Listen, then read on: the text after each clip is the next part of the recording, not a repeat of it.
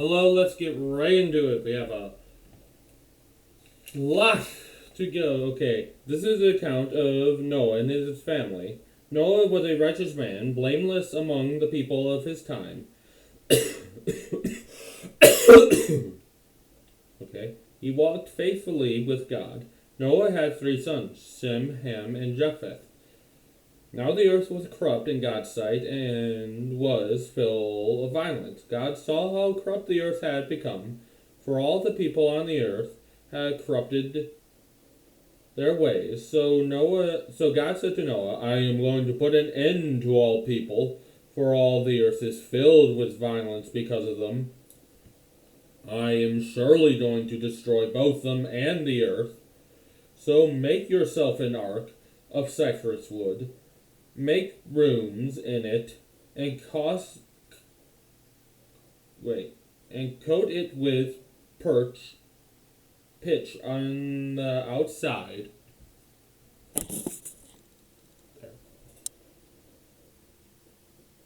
Oh wait, and out, inside and out. Yes.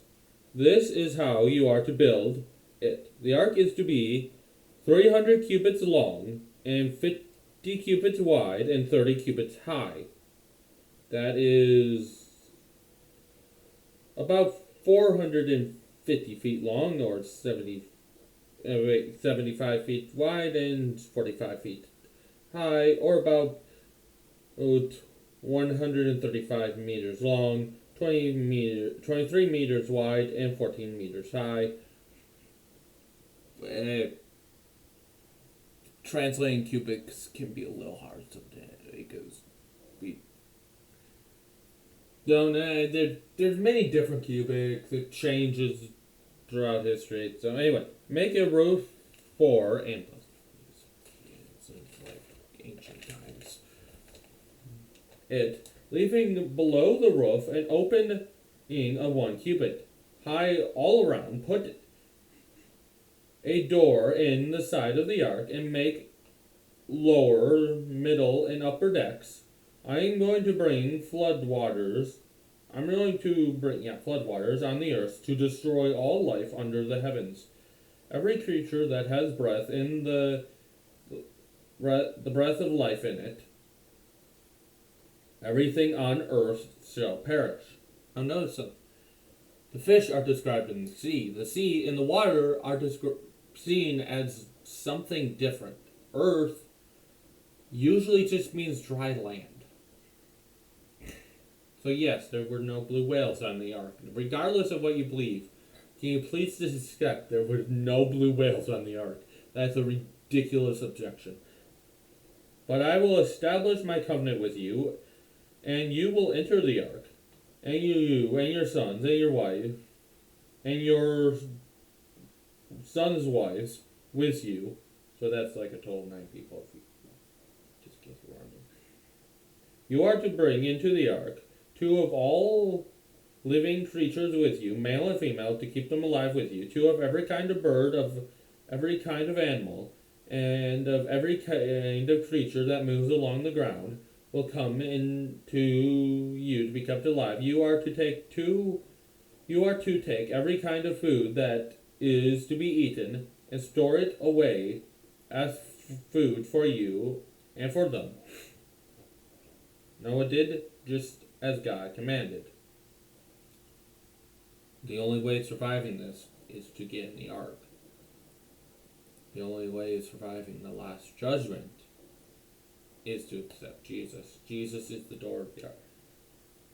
Noah did just as God commanded. The Lord said to Noah, go into the ark, you and your whole family, because I have found you righteous in this generation. Take with you 7 pairs of every clean animal, male and its mate, and 1 pair of every kind of unclean animal, a male and its mate, and also 7 pairs of every kind of bird, male and female.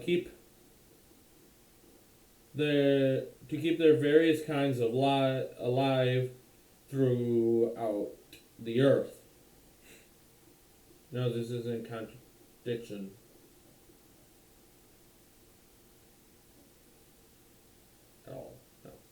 7 days from now I will send rain on the earth for 40 days and 40 nights, and I will wipe from the face of the earth every living creature I have made.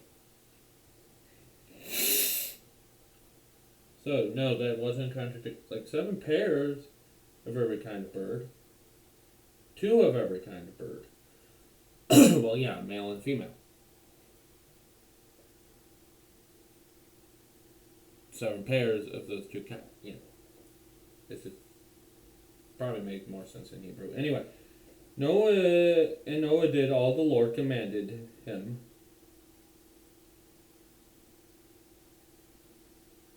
Before making the ark. Noah was 600 years old when the flood waters came on the earth. Noah and his sons and his wife's sons. Noah and his sons and his wife's sons entered the ark to escape the waters of the flood. Pairs of clean and unclean animals, birds, and all creatures that move along the ground, male and female, came to Noah, entered the ark, as God had commanded Noah. And after the 7 days, the flood waters came on the earth. Yes. After the 7 days, the flood waters came. And the door was shut, just like once the final judgment begins, the door's shut. There's no more safety. In the 600 year of Noah's life, on the 17th day of the 2nd month, when it would be February for us, but anyway, on that day, all the springs of the great deep burst forth, and the floodgates of the heavens were opened. And rain fell on the earth 40 days and 40 nights. On that very day, Noah and his sons, Shem, Ham, and Japheth, together with his wife and the wives of his 3 sons, entered the ark. They had with them every wild animal according to its kind, all livestock according to their kinds, and every creature that moves along the ground according to its kind. Oh yeah, clean animals first and unclean animals first. Yeah. Every creature that moves along the ground according to its kind. Yeah, okay. Its kind, and every bird according to its kind. Every thing with wings. No flying fish technically don't have wings. Pairs of all creatures that had the breath of life in them, came to Noah and entered the ark. The animals going in were male and female of every living thing, as God had commanded Noah. Then the Lord shut him in. That was it. That's it. No more. Anything that did not enter the door was going to die.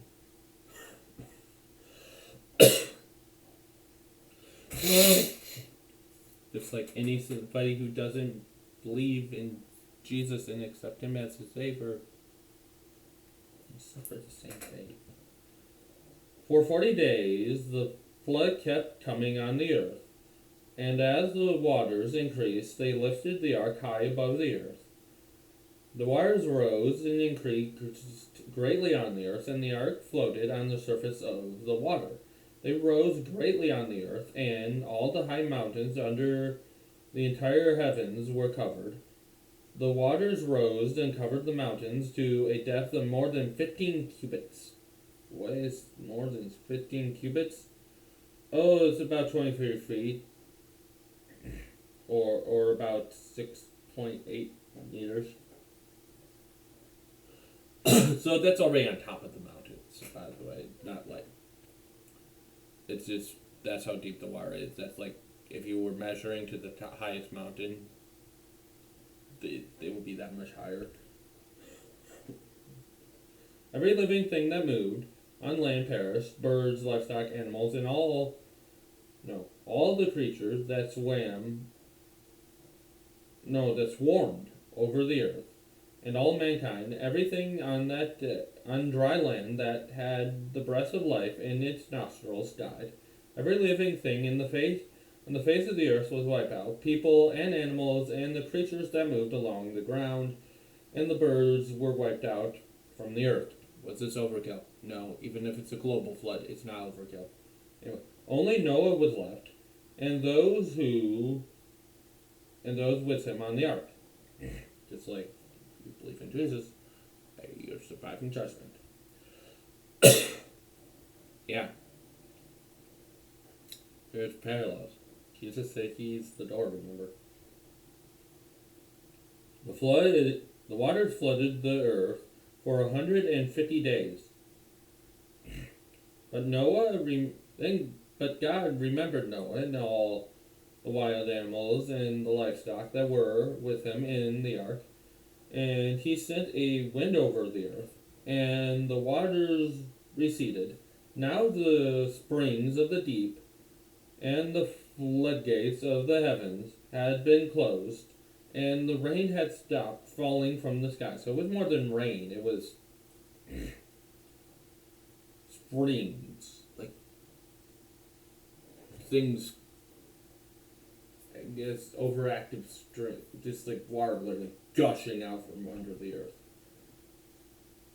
And heaven, so that's just an allegory for rain. Or is it? Like, water was literally pouring in from all over. From where? Glacial ice kept melting in? And the rain had stopped from the sky, falling from the sky. The water receded steadily from the earth. At the end of the 150 days, the water had gone down. And on the 17th day of the 7th month, the ark came to rest on the mountains of Ararat. Now, some translations will say the mountain of Ararat.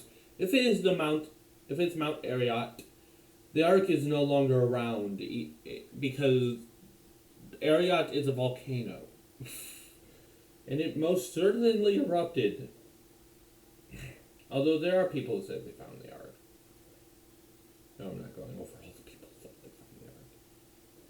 Because some people are even questionable. Are questioned, even bold people. Even answers in Genesis question them. Yeah.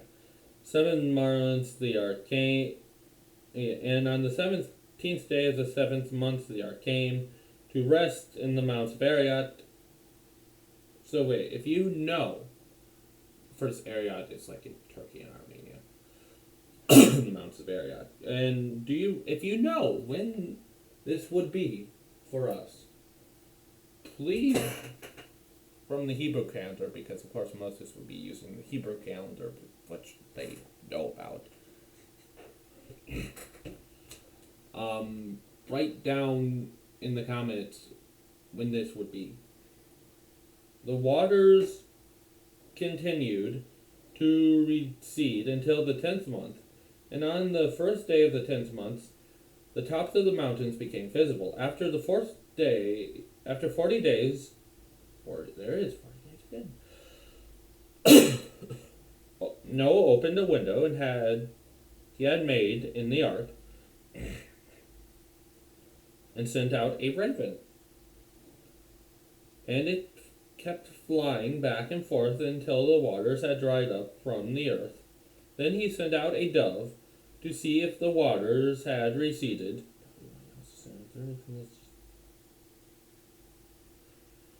It just fit back from the surface of the ground. But the dove could find nowhere to perch because the water was all over the surface of the earth, so it returned to Noah in the ark.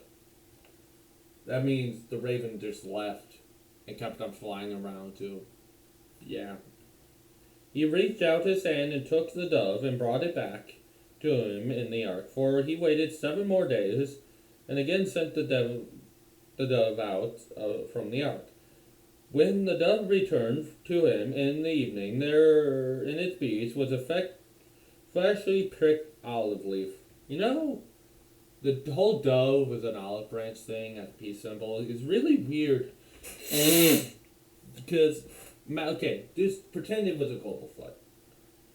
That means everybody's dead. Yes, peace on Earth. There's only like 9 people alive. The Earth is at peace. That is a weird peace symbol. Then Noah knew that the water had receded from the earth. He waited 7 more days and sent the dove out again, but this time it did not return to him. Go find its mate. Birds are fine. But by the first day of the month of Noah's 601st year, so wait, he was 600 when it started, and 601. The flood lasted a year. Enough time to fish and slates around everybody. The water had dried up from the earth. Noah then removed the covering from the ark and saw the surface of the ground was dry. By the 27th day of the second month the earth was completely dry. Then God said to Noah, "Come out of the ark, you and your wife and your sons and their wives. Bring out every kind of living creature that is with you, the birds, the animals, and all the living creatures that move along the ground, so they can multiply on the earth and be fruitful and increase in number on it." Hey, we got a little bit of a reflection of like the car. Feed it. A command to be fruitful and multiply. Huh. After all the land came out of all the water. Interesting. Genesis, the creation week, all the land came out of the water. God removed the water and there was dry land. After the flood, God removed the water, there was dry land. All the creatures leaving the ark, God tells them to be fruitful and multiply. So Noah came out, together with his sons and his wife and his sons' wives. I don't know why they can't just say in this translation their wives. It's such easier. All of their animals and all their all the animals and all the creatures that moved along the ground, and all the birds and everything that moved on land came out of the ark, one after another. Noah built an altar to the Lord, taking some of all the clean animals and clean birds. He sacrificed burnt offerings on it. Oh, you don't think they were mating on the ark? I mean, the rabbit, if there were any rabbits on it, okay, there probably were rabbits on it, they would need to be, kept under control and stuff with the mice and stuff. But yeah, pretty much. The Lord smiled. The Lord smelled the pleasing aroma and said in his heart, "Never again will I curse the ground because of humans. Never again will I curse the ground because of humans." Like he did with Adam. Even though every inclination of the human heart is evil from childhood. And after the flood, it's still true. There's still evil in the world. Oh no, the evil needed to be punished. And that's what the flood did. But it didn't fix the problem. And never again will I destroy all living creatures as I have done. As long as the earth endures, seed time and harvest, cold and heat, summer and winter, day and night, will never cease. As long as the earth endures. Okay. Now.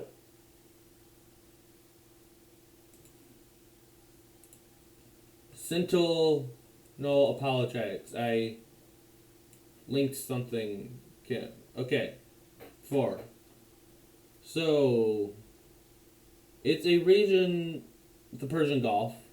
It's a region that was occupied by early humans during the late Pliocene between 70,000 to 3,000 years ago. Yes. Come to believe that along the location of Eden, along with the geographical extent of Noah's flood, was situated within the Persian Gulf Oasis. Let's look at that picture. Ah, oops. There. Back. A big flood sea goes up to Turkey, mountain of Ararat, down through here. No Qatar. Actually, I just realized there's no Red Sea over here. Huh. Never noticed about that picture before. The Red Sea is just not there. Oh well. Flowing. Actually, the UAE, you're fine. Well, what if it was like really fast and Noah couldn't have any time to like move? It's like you have this amount of time, build the ark, and the symbolism and all sorts of other stuff. Inspiring Philosophy has a video about that too. So, the Persian Gulf Oasis. What's the Persian Gulf Oasis? Is that an actual thing? Well, yes. According to, a lot of places. Like, first thing when you Google, would have been a shallow inlet basin exposed from about 75,000 to 8,000 years, forming the southern Fertile Crescent, tip of the Fertile Crescent, according to historical sea level records. Lost civilizations may have existed beneath the Persian Gulf. Life science. Then J. Storr. Actually, just look. Sure, why not? Google World Archaeology, just the Google research page, sure, why not? Anyway, so he has a 2-hour video about Noah's flood.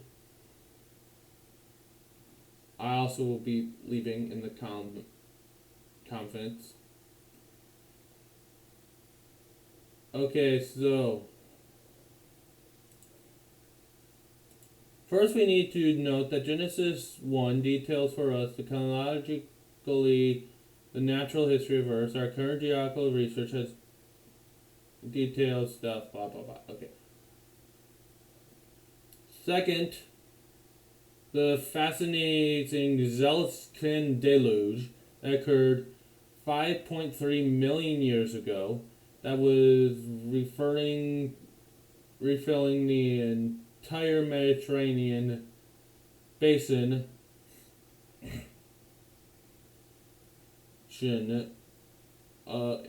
with an influx of 1 million cubic meters of water per second from the Atlantic Ocean. Woo! Hey, if you want to see up here, yes, it started through here, up into there, down through Mesopotamia, into the Persian Gulf. Now, he's not saying this was the bad thing. Gulf. Okay, most important is to note that the canal pathway pattern of the Zanian flood water, especially runoff in the Persian area, because the area is low-lying compared to Arabia and Amirian mountains on either side. Third, what are the migration patterns of humans? Because what location were the events of Genesis 6 through 9? If Noah's flood was global, then that would not account for the fact that we have already established in Genesis 2 a specific location for these particular humans in the located in the Persian Gulf oasis. Yes. Because it would be spread out. Why have a global flood if humans were just in one location? Anyway, there's evidence for their existence as far back as 7,000 years ago. Thus, Genesis 1 is speaking of a pre-Abrahamic human multiplying into large enough population to fill the earth. And migration map.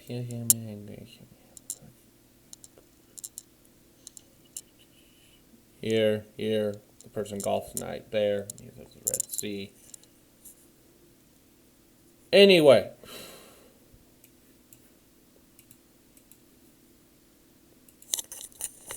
Back to this. So, with global, that would not account for the fact we already established in Genesis 2. It's all over the place. Then where's Eden? The Garden of Eden. Wouldn't they just be spreading out slowly and only in a localized area? Yeah, okay. Okay, these humans migrate east, northeast out of Africa as seen in Genesis 2 and arrived in the Arabian Peninsula, where specifically geographical markers are given with mention of the 4 rivers. Eden is located at the head of the once dry Persian Gulf. So 2010 paper. Okay, it's called New Light on the Prehistory of Humans Stuff. Anyway, you can read. It's all gonna be in here anyway. Okay, so there's the kingdom of Ariat. Here's another map. Maximum extent landing location of Noah's Ark. Maximum extent of the flood, basically going all the way up to the Tigris and Euphrates. Well, not the Euphrates source. I'll look at the Caspian Sea. Anyway, there's in the Euphrates, definitely the Tigris, and the minimum just being really big. Look at this flood. Woo! Big flood. Okay, a paper from 1971, and you can just click it. The ancient Near East complex mountains of El, which details given in Genesis 6. So what he's saying here is the migration in Genesis 2, like God brought man, is literally God bringing man out and in to the Persian Gulf oasis before anything. Out of Africa into the Persian Gulf or into Eden. Oh, it's 2015 favorite. Okay.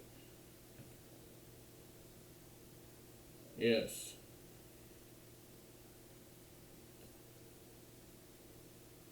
Okay. List of species mentioned in Genesis. Job that would have in with Noah. Possible species: lion, raven, goat, deer, donkey, wild ox, ostrich, horse, hawk, eagle. Finally, all the earth and all heaven, written in the original author. The original authors originally didn't have any form of global understanding, since it was not only was it localized from the evidence above, but authors like Peter saw the flood as local too. In 2 Peter chapter 2 verse 4. Yes. But using the specific Greek word to qualify its usage of the word kamos. So it was global. Why? When obviously all humans haven't spread out yet. I think that's what he's doing. Yes.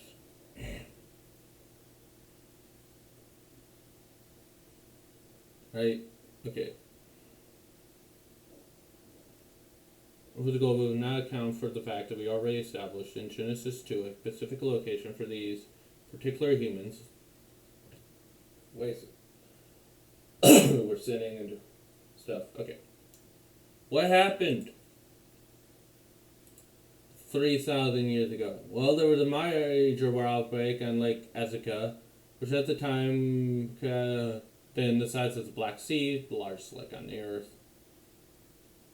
Much of it drained into the Atlantic Ocean through the Mackenzie River. That's still around today. Okay.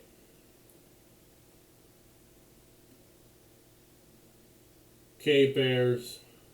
What other happens like around 3,000 years ago? The last glacial maximum. And if you look on a picture, do you want to see more pictures? Too bad you're seeing more pictures. Oops, no, I don't want you to.